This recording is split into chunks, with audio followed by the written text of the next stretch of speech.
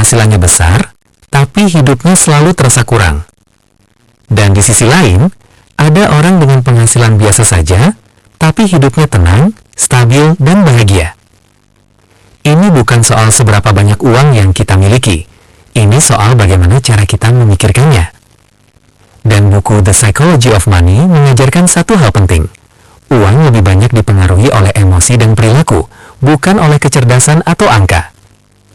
Sejak kecil kita diajarkan bahwa uang adalah soal pintar berhitung, mengerti investasi, dan tahu cara mencari untung. Tapi tidak ada yang mengajarkan bagaimana emosi, ego, ketakutan, dan keserakahan mengendalikan keputusan finansial kita. The Psychology of Money tidak mengajarkan rumus, ia mengajarkan cara berpikir. Morgan Housel mengatakan, tidak ada orang yang benar-benar rasional soal uang.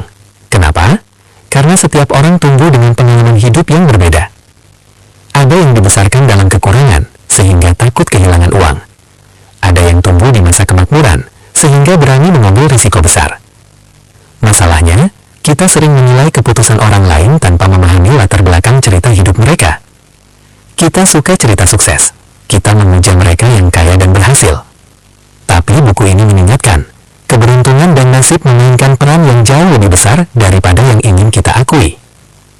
Bukan berarti kerja keras tidak penting, tapi mengabaikan faktor keberuntungan membuat kita terlalu percaya diri dan meremehkan risiko. Orang bijak tidak hanya mengejar untung, mereka juga mempersiapkan diri untuk bertahan. Ini salah satu bagian paling kuat. Kaya adalah apa yang terlihat. Mobil mewah, rumah besar, gaya hidup mahal. Makmur adalah apa yang tidak terlihat. Uang yang tidak dihabiskan, waktu, kebebasan. Buku ini berkata, uang terbaik adalah uang yang memberi kita kendali atas waktu kita sendiri. Bukan untuk pamer, tapi untuk hidup dengan tenang. Kebanyakan orang berpikir uang adalah tujuan akhir, padahal sebenarnya, uang hanyalah alat. Tujuan sejatinya adalah bangun pagi tanpa rasa takut, hidup tanpa tekanan berlebihan, dan punya pilihan dalam hidup. Uang bukan untuk mengesankan orang lain, uang untuk memberi kita opsi. Banyak orang sudah cukup, tapi tidak pernah merasa cukup. Mereka terus mengejar lebih, hingga akhirnya kehilangan segalanya. The Psychology of Money mengajarkan, mengetahui kapan berhenti adalah keterampilan finansial paling langka. Karena tidak ada angka pasti yang membuat manusia puas, yang ada hanyalah kendali diri. Dalam dunia keuangan, bertahan lebih penting daripada terlihat jenius. Tidak perlu menjadi yang paling pintar, cukup jangan membuat kesalahan fatal. Karena jika kamu hancur, kamu tidak punya kesempatan kedua.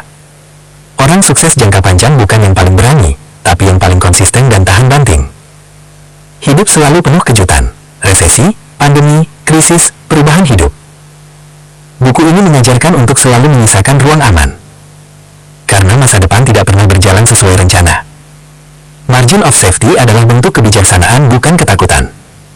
The Psychology of Money tidak membuatmu cepat kaya, tapi ia bisa membuatmu tidak cepat hancur. Dan itu jauh lebih berharga.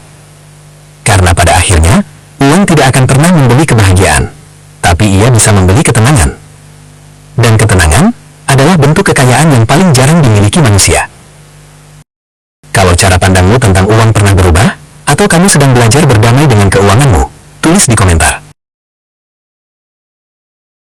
Karena mengelola uang, sebenarnya adalah tentang mengelola diri sendiri.